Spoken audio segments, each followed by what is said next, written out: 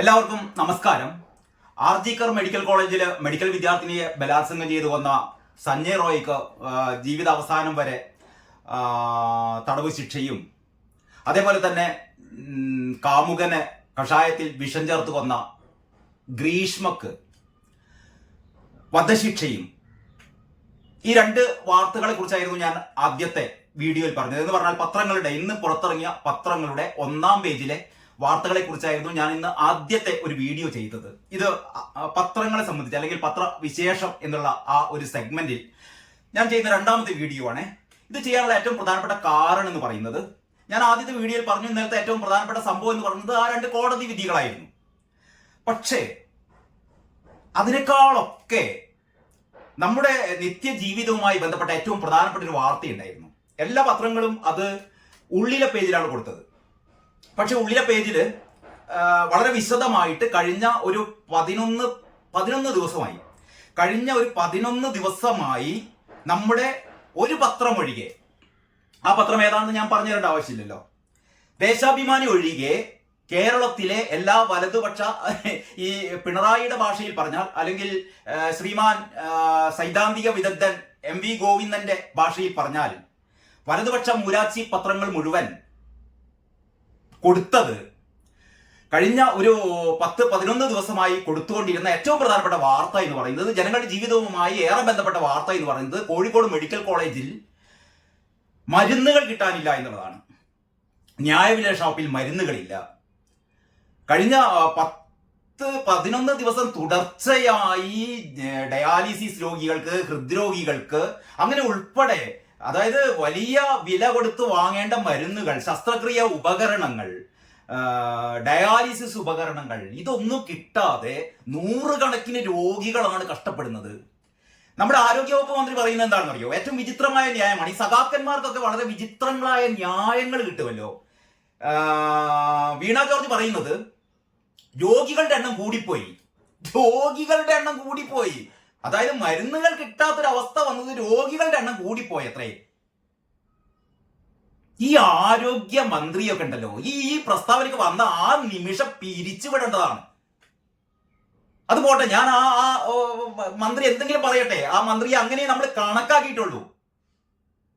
അപ്പോൾ നമ്മുടെ ഞാൻ പത്രങ്ങളിലേക്ക് വരാം. ഇതിപ്പോ ഇന്നത്തെ മാതൃഭൂമിയാണ്. ഞാൻ നേരത്തെ എല്ലാ പത്രങ്ങളുടെയും ഒന്നാം പുറം ഞാൻ നിങ്ങളെ കാണിച്ചു. ഒന്നാം പുറത്തെ കുറിച്ച് നമ്മൾ ചില കാര്യങ്ങളൊക്കെ പങ്കുവെച്ചു.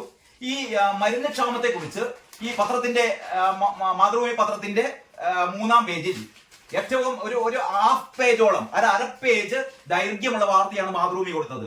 പേരിന് പോലും ഇല്ല മരുന്ന്, മെഡിക്കൽ കോളേജിൽ രോഗികൾ നെട്ടോട്ടം. ഈ മാതൃഭൂമി ഞാൻ ആദ്യം എടുത്ത് കാണിക്കാൻ കാരണം, എല്ലാ പത്രങ്ങളും വളരെ വിശദമായി വാർത്ത കൊടുത്തിട്ടുണ്ട്. പക്ഷെ മാതൃഭൂമി കുറെ കൂടി ഉള്ളിലേക്ക് കടന്ന് വ്യത്യസ്തങ്ങളായ രോഗികളെ കണ്ട്, ഓരോ രോഗികൾ, കാരണം അങ്ങനെയാണല്ലോ നമ്മൾ പൊതുവെ ഒരു കാര്യം പറയുന്നതിന് പകരം ഇതിന്റെ എന്താ പറയുക, ഇതിന്റെ ദുരിത ഫലം അനുഭവിക്കുന്ന ഇത് നിങ്ങൾക്ക് എത്രമാത്രം പറഞ്ഞാൽ മനസ്സിലാവുമെന്ന് എനിക്ക് തോന്നുന്നില്ല.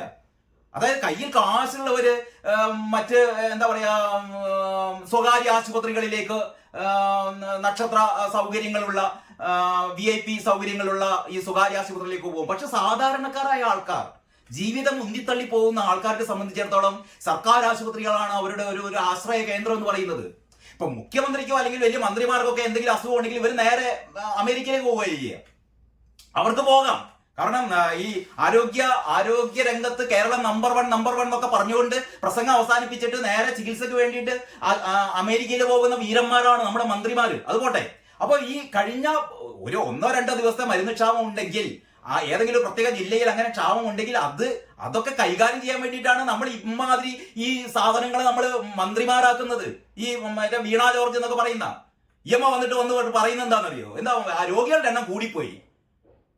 എണ്ണം കൂടിപ്പോയതുകൊണ്ട് മരുന്ന് കിട്ടാതെ. അതല്ല പ്രശ്നം. ഇവിടെ എല്ലാവർക്കും അറിയുന്നതാണ്. ദേശാഭിമാനിക്ക് മാത്രമേ അറിയാത്തതുള്ളൂ. ഏതാണ്ട് 80 കോടി രൂപ. ഇത് ഞാൻ പറയുന്നതല്ല, കഴിഞ്ഞ 10 ദിവസമായി കേരളത്തിൽ ഇറങ്ങിയ എല്ലാ പത്രങ്ങളും പറഞ്ഞുകൊണ്ടിരിക്കുന്നതാണ്. മരുന്ന് വിതരണക്കാർക്ക്, മരുന്ന് വിതരണം ചെയ്ത കമ്പനികൾക്ക് 80 കോടിയിലേറെ രൂപ കുടിശ്ശിക കിടക്കുന്നു. അവര് നിരന്തരം പറഞ്ഞുകൊണ്ടിരിക്കുകയാണ്, ഞങ്ങൾക്ക് കുടിശ്ശിക തന്ന് തീർക്ക്, എങ്കിലേ നമുക്ക് മരുന്ന് വിതരണം ചെയ്യാൻ പറ്റുള്ളൂ. അങ്ങനെ കോഴിക്കോട് മെഡിക്കൽ കോളേജിൽ മാത്രമല്ല, കോഴിക്കോട് ജില്ലയിലെ അല്ലെങ്കിൽ ഈ ഉത്തര കേരളത്തിലെ മിക്കവാറും ഈ സർക്കാർ ആശുപത്രികളിൽ ഒന്നും മരുന്ന് കിട്ടാനില്ല. ബാൻഡേജ് കെട്ടാനുള്ള തുണി പോലും കിട്ടാനില്ല. ഇതൊക്കെ പുറത്തുനിന്ന് വാങ്ങിക്കൊണ്ടുവരണം. ഇഞ്ചക്ഷൻ ചെയ്യാനുള്ള സൂചി വാങ്ങിക്കൊണ്ടുവരണം, മരുന്ന് വാങ്ങിക്കൊണ്ടുവരണം. ആകെ ഉള്ളത് കുറച്ച് ഡോക്ടർമാരും നഴ്സുമാരും മാത്രമാണ് സർക്കാർ ആശുപത്രികളിൽ ഉള്ളത്. ഒന്ന് ആലോചിച്ച് നോക്കിയാട്ടെ ഈ കഷ്ടം. എന്നിട്ട് നമ്മളിവിടെ വാഴ്ത്തുപാട്ട് പാടുകയാണ്. ഈ എന്താ പറയാ, കരുതലിന്റെ മറ്റേ ഫീനിക്സ് പക്ഷി ഈ എഴുതിയവനെ കണ്ടല്ലോ തച്ച് ഒന്ന് കുഴിച്ചിടേണ്ടതാണ്. ഒരു പൂവത്തൂർ എന്താ പറയുക, പൂവത്തൂർ ചിത്രഗുപ്തൻ എന്നേ വായിൽ പേര് വരുന്നുള്ളൂ. ചിത്രസേനൻ എന്നാണ് ആ വങ്കന്റെ പേര്. ഇമാതിരി കുറെ കൊഞ്ഞാണന്മാരുണ്ട് ഇവിടെ. ഞാനിത് പറഞ്ഞുകൊണ്ട് വരുന്നത്, ഞാൻ ഈ ഒരു ഇത്രയും വികാരം കൊണ്ട് പറയാൻ കാരണം, ഒരുപക്ഷെ കേരളത്തില് ഇത്രയും വൃത്തികെട്ട, ഇത്രയും ഒരു കഴിവ് കെട്ട ഒരു ഭരണം നമ്മൾ കണ്ടിട്ടില്ല. കാരണം നമുക്ക് ക്ഷേമ പെൻഷൻ കിട്ടുന്നില്ല, ശരി, ക്ഷേമ പെൻഷൻ മുടങ്ങിപ്പോകുന്നു, അല്ലെങ്കിൽ മാവേലി സ്റ്റോറിൽ സാധനം കിട്ടുന്നില്ല, സിവിൽ സപ്ലൈസ് സാധനങ്ങളില്ല, ഇതൊക്കെ പോട്ടെ. പക്ഷെ ആശുപത്രികളിൽ മരുന്നില്ല എന്ന് പറഞ്ഞാൽ, എന്നിട്ട് നമ്മളിവിടെ വീരവാദങ്ങളാണ്. Keralam number one. വ്യവസായ വകുപ്പ് മന്ത്രിയുടെ വക വേറെ വീരവാദം, ആരോഗ്യമന്ത്രിയുടെ വക വേറെ വീരവാദം. ഞങ്ങളാണ് നമ്പർ 1. കേരളത്തിന്റെ ആരോഗ്യ രംഗം എന്ന് പറഞ്ഞാൽ എന്തോ വൻ സംഭവം. ഇവിടെ ജനങ്ങൾ മരുന്ന് കിട്ടാതെ നരകിച്ച് മരിക്കുന്നു. ഇത് മാതൃഭൂമി ഈ ഇത്രയും വലിപ്പത്തിൽ ഒരുപാട് രോഗികളുടെ കഥകൾ പറഞ്ഞിട്ടാണ് എഴുതുന്നത്.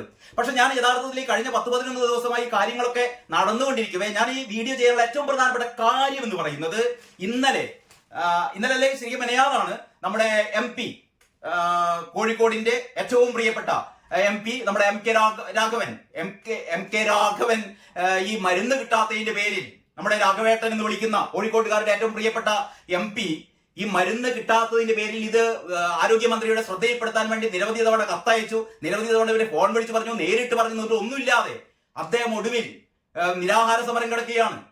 ഇന്നലെ നിരാഹാര സമരം അവസാനിച്ചു. 24 മണിക്കൂർ നീണ്ടു നിൽക്കുന്ന ഒരു നിരാഹാര വ്രതം കോഴിക്കോട്ടുകാരുടെ പ്രിയപ്പെട്ട MP എം കെ രാഘവൻ നിരാഹാരം കിടന്നു. ഇന്നലെ രാവിലെയായിരുന്നു ആ നിരാഹാര വ്രതം അവസാനിപ്പിച്ചത്. ഇതിന്റെ വാർത്ത എല്ലാ പത്രത്തിലുമുണ്ട്, ഇതിന്റെ പടം എല്ലാ പത്രത്തിലുമുണ്ട്. പക്ഷെ ഈ പടത്തില് ഇന്നലെ നടന്ന ഈ സമാപന ഈ MP-യുടെ ഈ ഏറ്റവും വലിയ ഈ ജനകീയ പ്രശ്നം, ഈ രാഘവേട്ടൻ എന്തുകൊണ്ട് ജനങ്ങളുടെ പ്രിയനായി എന്ന് മനസ്സിലാവണമെങ്കിൽ CPM-കാരും രാഘവേട്ടനും തമ്മിലുള്ള ഒരു കെമിസ്ട്രി മനസ്സിലാവണമെങ്കിൽ നിങ്ങൾ കഴിഞ്ഞ പ്രാവശ്യത്തെ ഇലക്ഷൻ റിസൾട്ട് പെട്ടെന്നൊന്ന് ഓർമ്മിക്കണം കേട്ടോ. കോഴിക്കോട് എം കെ രാഘവൻ 4ാം തവണയും മത്സരിക്കുമ്പോ രാഘവേട്ടന്റെ എതിരായിട്ട് മത്സരിച്ചത് CPM-കാരുടെ ചങ്കായ എളമരം കരീമായിരുന്നു. എളമരം കരീം എന്നൊന്നും പറഞ്ഞിട്ടല്ല മത്സരിച്ചത്, കരീംക്കായിരുന്നു. കരീംക്ക എന്ന് നാടുനീള പോസ്റ്ററുകളും നോട്ടീസും ഒക്കെ അയച്ചിട്ട് അറിയാലോ, തൊഴിലാളികളുടെ എന്താ പറയാ, തൊഴിലാളികളുടെ വർഗവഞ്ചകൻ എന്ന് മനസ്സിൽ പറഞ്ഞു പോയതാണ്. ചില സത്യങ്ങൾ നമ്മൾ അറിയാതെ പുറത്തു വരുമല്ലോ. അപ്പോ ഈ എളമരം കരീം എന്ന് പറയുന്ന വൻ നേതാവ് പണ്ട് നമ്മളെ വിനു വി ജോണിനെയൊക്കെ, ഏഷ്യാനെറ്റിലെ വിനു വി ജോണിനെയൊക്കെ കള്ളത്തരം പറഞ്ഞും കണ്ട് കൊടുക്കാൻ നോക്കിയ ആളാണ്. ആ കഥ വേറെ, അത് പറഞ്ഞു കഴിഞ്ഞാൽ ഒരുപാടുണ്ട്. ഞാൻ ഈ വീഡിയോ ദൈർഘ്യം കൂടി പോകുന്നു എന്ന് പലരും പരാതി പറയുന്നതിന്റെ അടിസ്ഥാനത്തിൽ ഞാൻ ചുരുക്കി പറയാൻ വേണ്ടി ശ്രമിക്കുന്നത് പോട്ടെ. അപ്പൊ അങ്ങനെ എം കെ രാഘവേട്ടനോട് ഈ നമ്മുടെ എളമരം കരീം മത്സരിച്ചപ്പോ എല്ലാരും കരീം ക ജയിക്കും എന്ന് പറഞ്ഞു. പക്ഷെ തോറ്റ് തുന്നമ്പാടി എന്ന് പറഞ്ഞാൽ കഴിഞ്ഞ ലോക്സഭാ തെരഞ്ഞെടുപ്പിൽ ഏറ്റവും നാണം കെട്ട തോൽവി എന്ന് പറയുന്നത് നമ്മുടെ കരീം കയുടേതായിരുന്നു. ഈ ഇക്കൊക്കെ കിട്ടിയത് എം കെ രാഘവേട്ടന്റെ ഭൂരിപക്ഷം എന്ന് പറയുന്നത് 1.5 ലക്ഷം വോട്ടുകളായിരുന്നു. 1.5 ലക്ഷം വോട്ടിന് എം കെ രാഘവൻ തോൽപ്പിക്കാൻ കാരണം ജനങ്ങളോട് ചേർന്ന, ഇതാണ് സഖാക്കന്മാർ മനസ്സിലാക്കേണ്ടത്. ജനങ്ങളോട് ചേർന്ന് നിൽക്കുക, ജനങ്ങളുടെ വികാരം മനസ്സിലാക്കുക, ജനങ്ങളുടെ പ്രശ്നങ്ങളിൽ ഇടപെടുക. അതല്ലാതെ പാർട്ടിക്കാരെ സംരക്ഷിക്കില്ലല്ലോ. പാർട്ടിക്കാരായ ഒരു കൗൺസിലറെയാണ് നടു റോഡിൽ വെച്ചിട്ട് ഉടുതുണി ഉരിഞ്ഞെറിഞ്ഞത് CPM ഗുണ്ടകള്. പറഞ്ഞു തുടങ്ങിയാൽ ഇങ്ങനെ ഈ എന്താ പറയാ, പിന്നാലെ പല സംഭവങ്ങൾ ഓർമ്മ വരികയാണ്. അപ്പൊ ഞാൻ പറഞ്ഞുകൊണ്ട് വരുന്ന ഏറ്റവും പ്രധാനപ്പെട്ട കാതലായ പ്രശ്നത്തിലേക്ക് വരട്ടെ. അപ്പൊ കഴിഞ്ഞ ദിവസം ഈ ഏറ്റവും വലിയ ജനകീയ പ്രശ്നത്തിന് വേണ്ടിയിട്ട് സമരം ചെയ്ത എം കെ രാഘവന്റെ സമരപ്പന്തലിലെത്തി ഈ സമരത്തിന്റെ സമാപനം ഉദ്ഘാടനം ചെയ്യുന്നതും എം കെ രാഘവന് നാരങ്ങാ നീര് കൊടുക്കുന്നതും ആരാണെന്ന് അറിയോ? നിങ്ങൾ എല്ലാവരും അറിയേണ്ടതാണ്. എല്ലാ പത്രങ്ങളിലും ഫോട്ടോയുണ്ട്. പ്രശസ്ത സാഹിത്യകാരനായ UK കുമാരനാണ്. ഞാനത് പറയാൻ കാരണം, UK കുമാരൻ എന്ന് പറയുന്ന കേരളത്തിലെ ഏറ്റവും പ്രശസ്തനായ ജനങ്ങളുടെ ഏറ്റവും പ്രിയപ്പെട്ട, വായനക്കാരുടെ ഏറ്റവും പ്രിയപ്പെട്ട UK കുമാരൻ ഈ ഒരു MK രാഘവൻ എന്ന് പറയുന്ന രാഷ്ട്രീയ നേതാവ് നടത്തുന്ന ഒരു ഉപവാസ സമരത്തിന് നാരങ്ങാവ് നീര് നൽകി ഉപവാസ സമരം അവസാനിപ്പിക്കുകയും UK കുമാരൻ പറയുന്നു, ഇവിടെ മെഡിക്കൽ കോളേജിൽ മാത്രമല്ല പ്രശ്നം, UK പയ്യോളിക്കാരനാണ്. UK പറയുന്നു ഇവിടെ മെഡിക്കൽ കോളേജിൽ മാത്രമല്ല പ്രശ്നം, സർക്കാർ ആശുപത്രികളിൽ ഒന്നിലും മരുന്ന് കിട്ടുന്നില്ല. ഞാനത് പറയാൻ കാരണം നമ്മുടെ കുറെ സാഹിത്യകാരന്മാരുണ്ട്. പുകാസ എന്ന് പറയുന്ന പുരോഗമന കലാ സാഹിത്യ സംഘമാണല്ലോ ഈ ജനങ്ങളുടെ ജീവൽ പ്രശ്നങ്ങൾ എടുത്ത് സാഹിത്യ സൃഷ്ടി നടത്തുന്നവരാണ് ഈ പുകാസക്കാർ.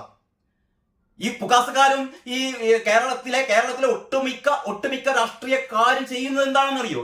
ഞാൻ നേരത്തെ പറഞ്ഞ പൂവത്തൂർ മറ്റേ വിരുദ്ധനുണ്ടല്ലോ, പൊന്നാണൻ എന്താണ് പേര്, പൂവത്തൂർ ചിത്രഗുപ്തൻ, അയാളുടെ സേനൻ മാറ്റിയിട്ട് ചിത്രഗുപ്തൻ, അയാൾ ചിത്രഗുപ്തനാണ്.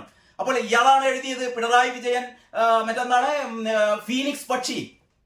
പിണറായി വിജയൻ അത്യാവശ്യം തലയിൽ ഒരു ഓളുണ്ടെങ്കിൽ ഈ പറഞ്ഞ എഴുതിയ ആളെ പിടിച്ചു കണ്ട് 4 പെടപടക്കേണ്ടതാണ്. ഈ ഫീനിക്സ് പക്ഷി എന്ന് പറഞ്ഞാൽ ചാരമാക്കിയതിൽ നിന്ന് ഉയർന്നു വരുന്ന പക്ഷിയാണത്രേ. അപ്പൊ പിണറായി വിജയൻ ആദ്യം തന്നെ ഇയാൾ ചാരമാക്കി, അത് പോട്ടെ, അത് അയാളുടെ സ്വാതന്ത്ര്യം, അയാൾ എഴുതട്ടെ.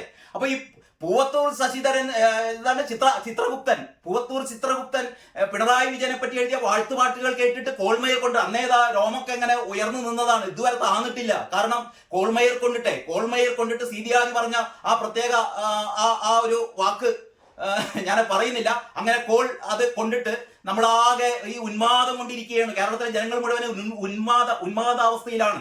ഉന്മു എന്നാണ് പറയാ. നമ്മുടെ ഒരു സുഹൃത്തുണ്ട്, സാബു സുരേന്ദ്രൻ, എന്റെ ഒരു സുഹൃത്താണ്. സാബു കഴിഞ്ഞ ദിവസം വിളിച്ചിരുന്നു. ഉന്മു എന്ന് പറയുക ഉന്മാദത്തിനുള്ള ഒരു ലളിതമായ പദപ്രയോഗമാണ്, ഒരു ഓമനത്ത വാക്കാണ് ഉന്മു. അങ്ങനെ ഉന്മു ബാധിച്ച സഖാക്കന്മാർ എന്തോ ഭാഗ്യത്തിന് എന്തോ കഷ്ടപ്പാടിന് എന്നെയും ഉന്മു ബാധിച്ചു എന്ന് പറഞ്ഞാൽ ആ പാട്ടം കൊണ്ട് കേട്ടിട്ടുണ്ടല്ലോ. ആ 100 വനിതകൾ ആലപിച്ച സമൂഹ ഗാനം ചെങ്കതിരാണ്. പിന്നെന്താണ്, കേരളത്തില് ജന്മിത്വം അവസാനിപ്പിച്ച ആള് പിണറായി വിജയനാണത്രേ. ഈ പറയുന്നതിനൊരു ലക്കുലകാരൊക്കെ വേണ്ടേ? കേരളത്തില് ജന്മിത്വം അവസാനിപ്പിച്ച ആള് പിണറായി വിജയനാണെന്ന്. പിണറായി വിജയനാണ് ഈ പണ്ട് പരശുരാമൻ മഴുവെറിഞ്ഞായിട്ടാണ് കേരളം സൃഷ്ടിച്ചതെന്ന് കുട്ടികളെ പഠിപ്പിക്കാറുണ്ട്. അവസാനം കുറെ കാലം കഴിഞ്ഞ് എനിക്ക് തോന്നുന്നു പിണറായി വിജയൻ മറ്റേ അരിവാൾ ചുറ്റി എറിഞ്ഞിട്ടാണ് കേരളം സൃഷ്ടിച്ചത്. പിണറായി വിജയന് മുമ്പ് കേരളം ഉണ്ടായിരുന്നില്ല. കേരളം സൃഷ്ടിച്ചത് പിണറായി വിജയനാണ്. കേരളത്തിൽ ഭൂപരിഷ്കരണം ഉണ്ടാക്കിയത് പിണറായി വിജയനാണ്. കേരളത്തിൽ ജന്മിത്വം അവസാനിപ്പിച്ചത് പിണറായി വിജയനാണ്. കേരളത്തിലെ ജനങ്ങൾക്ക് എഴുത്തും വായനയും പഠിപ്പിച്ചത് പിണറായി വിജയനാണ്. കേരളത്തിലെ ജനങ്ങളെ ഭക്ഷണം കൊടുത്തത് പിണറായി വിജയനാണ്. അവസാനം നമ്മളിപ്പം ഈ ഓണത്തിനൊക്കെ മാവേലി തമ്പുരാൻ വരുന്ന പോലെ അവസാനം പിണറായി തമ്പുരാൻ വരുന്നേ എന്നൊക്കെ പറഞ്ഞിട്ട് ഞാൻ ആ കാട് കയറി പോകുന്നില്ല. അപ്പൊ ഞാൻ പറഞ്ഞുകൊണ്ട് വരുന്നത്, നമ്മുടെ സാഹിത്യകാരന്മാർ എന്ന് പറയുന്നത് ഈ അധികാര സ്ഥാനത്തിന് വേണ്ടി അധികാരത്തിന്റെ ശീതളിമയിൽ ഇങ്ങനെ പുളയുന്ന ആൾക്കാരാണ്. പുകാസക്കാർ മാത്രമല്ല, നമ്മുടെ ചെരിഞ്ഞു നടക്കുന്ന ചില അശോകന്മാരുണ്ടല്ലോ, അമ്മാതിരി വൃത്തികെട്ടവന്മാരും അല്ല. അതായത് ഈ അധികാരത്തിന് വേണ്ടിയിട്ട് നമ്മളെ കഷ്ടം തന്നെയാണ് പറയുന്നത്. നമ്മളൊക്കെ ആരാധിക്കുന്ന ഒരുപാട് സാഹിത്യകാരന്മാർ, ഞാൻ പേരെടുത്ത് പറയാൻ വിഷമമുണ്ട്. പല സാഹിത്യകാരന്മാരും ഈ ചില അക്കാദമികളിലൊക്കെ ചില സ്ഥാനം കിട്ടാൻ വേണ്ടിയിട്ട് ദാസ്യവേല ചെയ്യുന്ന, അടിമവേല ചെയ്യുന്നതെന്ന് പറയുന്നത് ഒരു ആലിൻകൊമ്പിലിരുന്ന് ഊഞ്ഞാലാടുന്ന സാഹിത്യകാരന്മാർ. ഈ ആലിൻകൊമ്പ് ഏതാലിൻകൊമ്പാണെന്ന് അറിയില്ലേ? ചിലരുടെയൊക്കെ ആസനത്തിൽ മുളച്ചു പൊന്തുന്ന ആലിന്റെ മേലെ ഊഞ്ഞാല് കെട്ടി ആടുന്ന സാഹിത്യകാരന്മാരാണ് കേരളത്തിലുള്ളത്, കോഴിക്കോടുള്ളത് പലരും.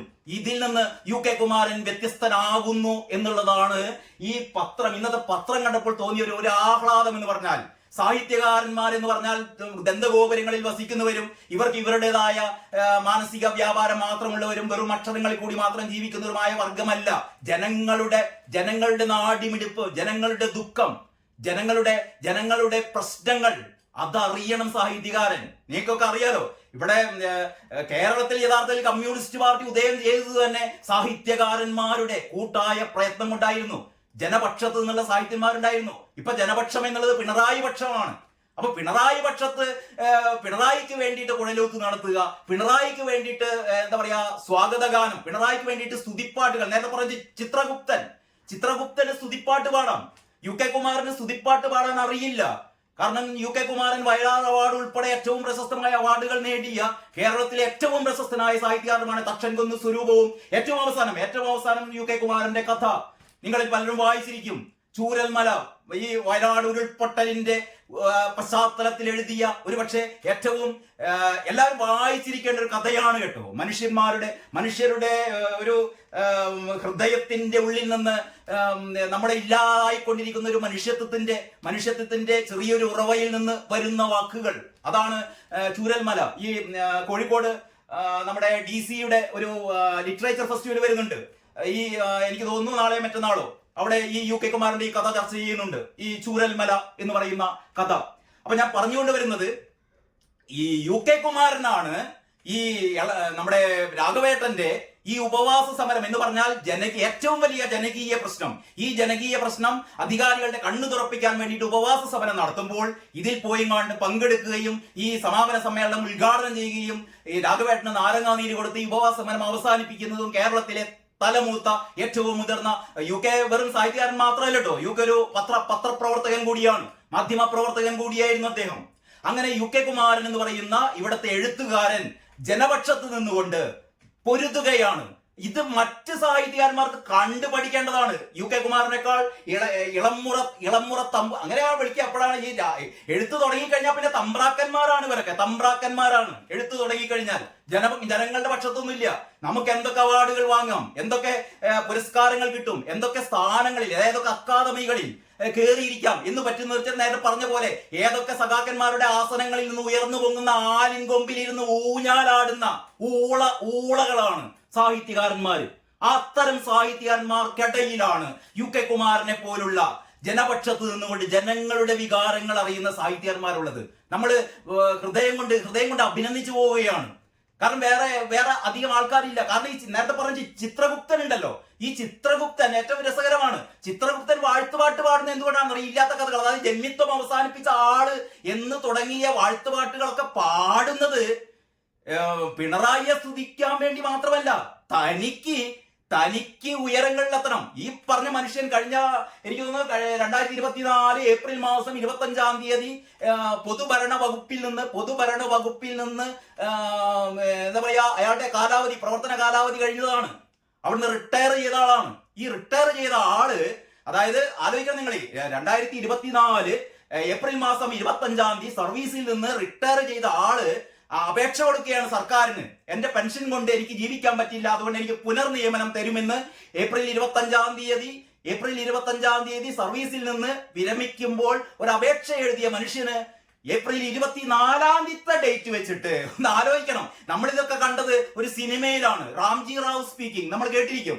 റാംജി റാവു സ്പീക്കിംഗ് എന്ന് പറഞ്ഞ സിനിമയിൽ നമ്മുടെ ഇന്നസെന്റ് വിളിച്ചു പറയുന്നുണ്ട്, അതെ ഞങ്ങള് ഒരു അരമണിക്കൂർ മുമ്പ് പുറപ്പെടാട്ടോ, അരമണിക്കൂർ മുമ്പ് പുറപ്പെട്ടിട്ടോ എന്ന രീതിയിൽ സിദ്ദിഖ് ലാലിന്റെ സിനിമയിൽ ഒരു ഡയലോഗ് ഉണ്ട്.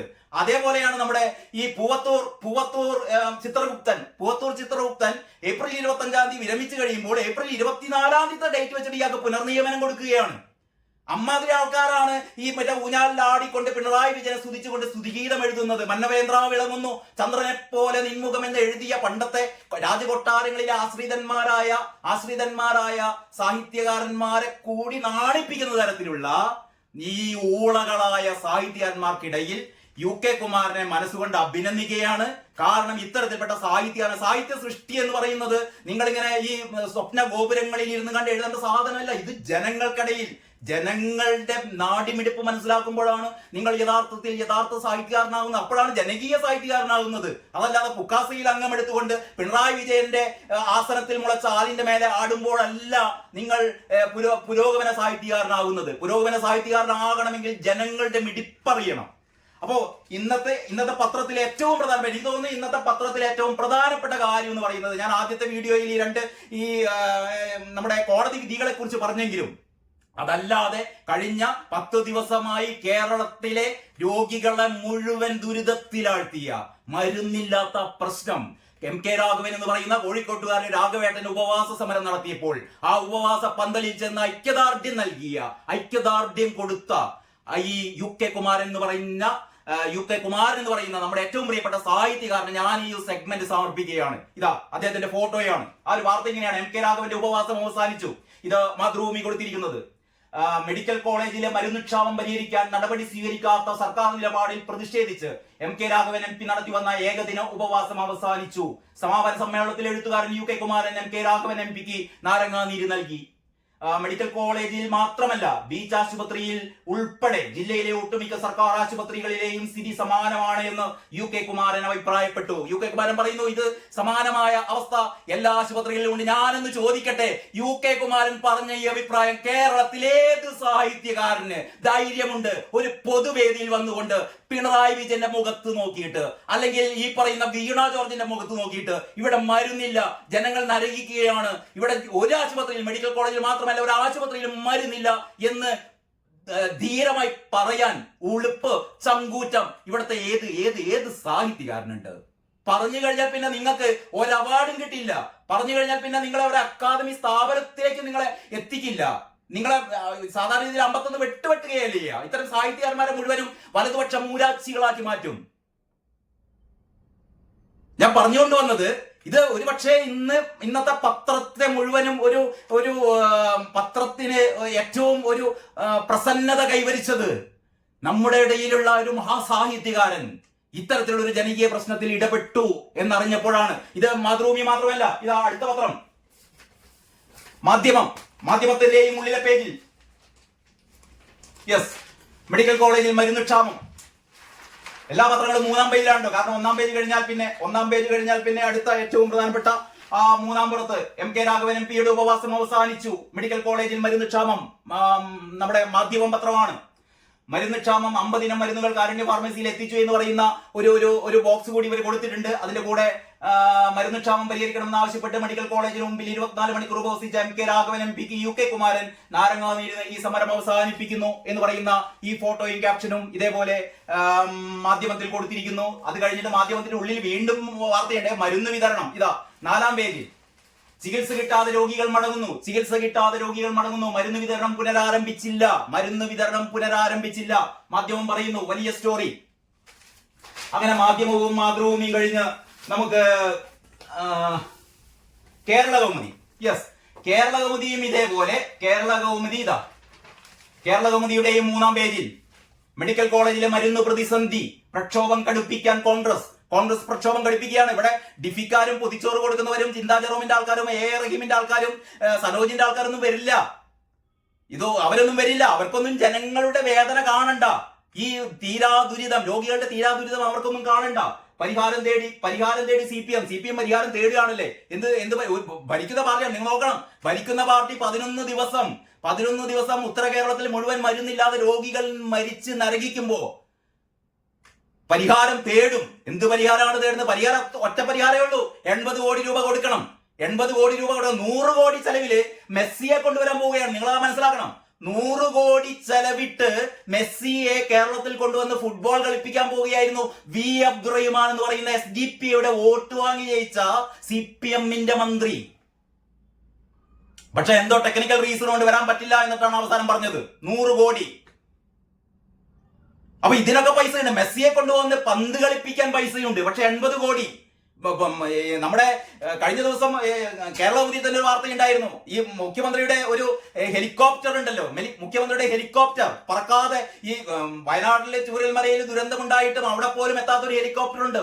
അതിന് ഓരോ മാസവും ഓരോ കോടി രൂപ ചെലവാക്കുന്നുണ്ട്. 10-20 കോടി രൂപ ചെലവാക്കി.